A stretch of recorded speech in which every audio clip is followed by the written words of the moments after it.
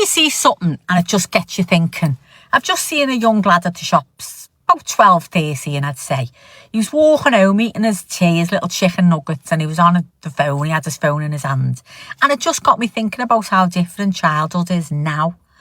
And I was thinking, when we were young, there were moments when you were just on your own. You'd walk home and there was no phone buzzing in your pocket, was there? There was no TikTok, there was no Instagram, there was no FaceTime. Nobody constantly messaging you. Now, sometimes the other thing is that when you were walking home on your own, you got bored. And we didn't think, oh my God, I'm bored, I need to do something. You didn't, did you? Because you were just alone with your thoughts. And strangely enough, I think boredom really was a good thing, because when you're bored, you start to entertain yourself, don't you? And you start using your imagination. You daydream, you imagine things, you notice what was going on around you. And you thought about your friends, you thought about your plans, you thought about your problems, you thought about your dreams. You even had conversations with yourself without even realising it, didn't you? And now I just wonder whether we're taking that away from our children. Because there is always something, isn't there? They wake up and they reach right for the phone, don't they? They go to school with the phone. You see all the kids at the bus stop, no one talking, they're just all on the phones. Teenagers I'm talking about. They come home and they're on the phone. They're watching videos, they're scrolling, they're messaging, they're gaming, they're FaceTiming. And then they go to bed. And what happens? The phone comes out again. There's hardly any silence, is there? Hardly any silence at all. And I think that's the bit that worries me.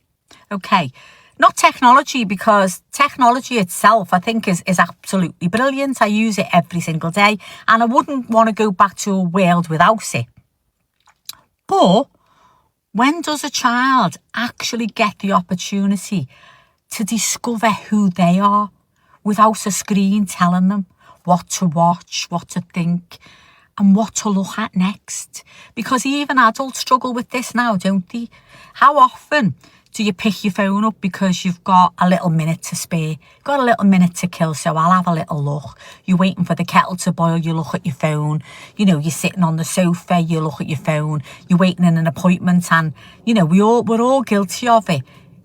You look at your phone. And suddenly we've filled every tiny bit of silence in our lives, haven't we? And perhaps we shouldn't be filling it with the phone. Perhaps children need a little bit of boredom as well, don't they, like we had? Perhaps they need time when nobody's talking to them and nothing is demanding their attention. Absolutely nothing. Because imagination needs space, doesn't it? Thoughts need space, and learning to be comfortable in your own company. Something that we have to learn, isn't it? That's what a lot of people have to learn. Just be comfortable with your own company. And I just wonder whether we're making it harder for the next generation. Maybe it's me. Maybe I'm completely wrong. Maybe this is just an old woman, 65 years of age, looking back on her childhood and thinking everything was better then. I don't know. But I don't think it's unreasonable to ask the question, is it? Technology has given our children so much, hasn't it? But at what cost? What might it be taken away from them? And I want to know what you think. So are we raising a generation that's more connected to everyone else, but less comfortable being alone with themselves? Let me know in your comments below, and don't forget to subscribe, and I'll see you all later. Ta-ra.